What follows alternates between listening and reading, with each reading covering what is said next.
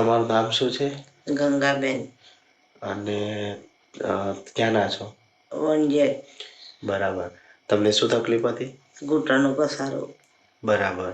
તો તમે શું વાપર્યું એના માટે? બોલેટિયા ગોળી ને નાની રૂસ. બરાબર. તો એનાથી કેવું રિઝલ્ટ મળ્યું છે? એનું રિઝલ્ટ સારું મળ્યું. બરાબર. તો આ બેનને ઘૂંટણમાં ગાદીના ઘસારાની તકલીફ હતી. એમાં આપણી બોઝોલિયા અને નોની જ્યુસથી બહુ જ સરસ રિઝલ્ટ મળેલ છે. તો થેન્ક યુ ટીમેક્સ.